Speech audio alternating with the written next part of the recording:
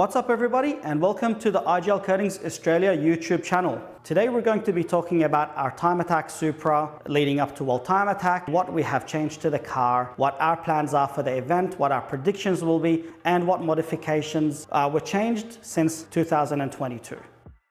So since 2022, a few things have changed to the car.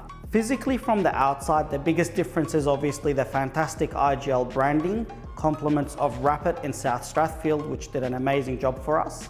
Further, aesthetically, thanks to ASA wheels, as you would have seen in other videos, we are going to be running the nice IGL green wheel setup. So first and foremost, starting from the pointy end of the car, we have some fantastic Sydney Composites splitter tunnels.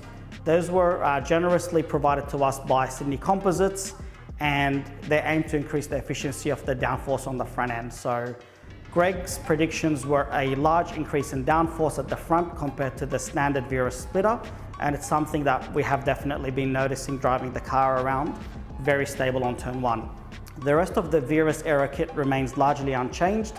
I did add a little bit of a DIY gurney flap on the rear, so the car does feel a little bit balanced and it gives that feeling of stability at high speed. Moving on from the aero, we did work a lot to resolve issues we had last year, mainly relating to the fuel setup, where the car was going into limp mode after one lap. We found out that that was due to the pump in the surge tank failing, and that was replaced by Euro work to a Motorsport Bosch fuel pump within the radium surge tank. All the wiring was redone as well as the fuses, so we should not have any more reliability issues when it comes to the fueling system.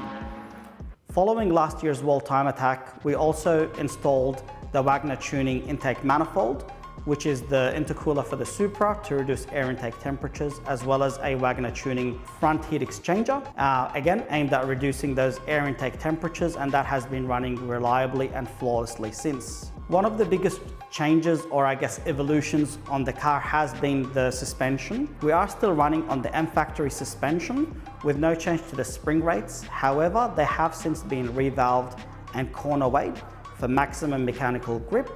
We have also upgraded the rear suspension control arms to give more adjustability and less deflection on the load, which definitely makes it feel nice and tight to drive.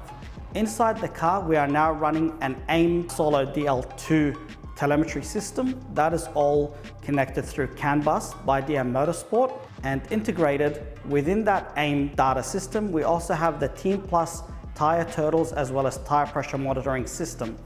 Now that to me is fantastic. It's not going to give me more power, downforce or grip, but what it allows me to do is take the guesswork out of tire temperature and tire pressure. As you can see in this video, the screen will change blue, green, yellow and red according to the tire temperature that we set, which will then give me the ability to know when my tires are at the right temperature to give it that send lap. Also will allow me to know when I need to back off when the tires are too hot. So that will overlay into the data system, so we can then take that data out at night time and have a look at how we were going, pressure versus lap time versus tire temperature.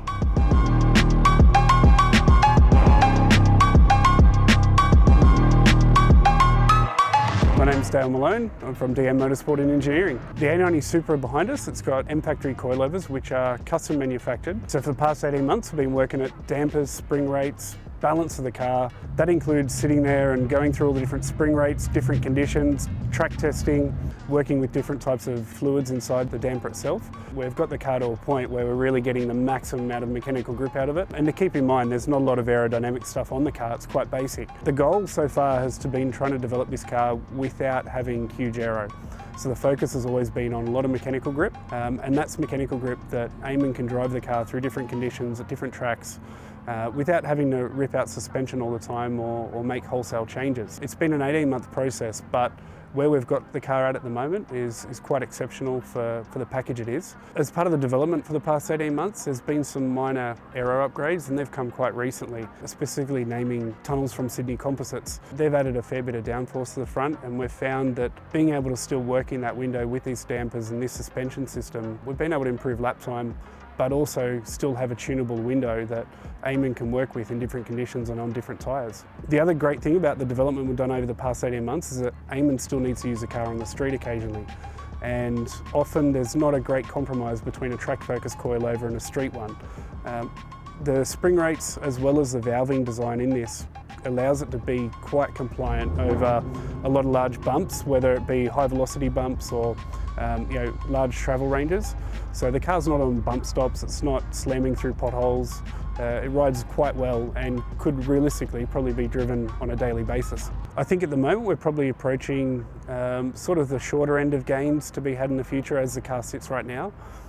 We can play with a few things, including oil viscosity and a bit of valving, but I know Eamon's got a few plans in the works, and part of that is really trying to bump up a bit of the aero, and then once we get the aero adapted and upgraded, then we'll be able to move forward probably the next stage on the suspension development. But for now, it's probably close to the best it can be. Finally, and a modification that I'm really looking forward to that is not yet in the car, hopefully we'll get it in this week, is we're going to be changing from 98 to the use of an ethanol blend via Eurowork, where they're going to be installing a flex fuel system in the car. Hopefully that will give us a little bit more power and reduce the temperatures that the car is running at, because ethanol runs a little bit cooler. Prediction wise, the car is currently apparently making around 370 kilowatts at the hubs. If we can crack 400 kilowatts at the hubs without breaking the gearbox, I'll be very happy. Predictions for me and the event. So last year we targeted to get into a 39, and I was very happy to do a 39.3 if I remember right. This year I would love to get into a 37. So if I can drive away home with a 137 in the bank, incredibly happy and proud of the car with whatever it has on it now. In terms of the event itself, I think Club Sprint is just going to blow things out of the water. So records will be broken, and I believe the shootout is going to be between the Team ERS Evo, Lamb Speed Yaris, Jonathan Wong with his Supra, and Trent driving the DC Jap STI. Again, predictions probably 132s to 131s, which is stupidly fast for Club Sprint.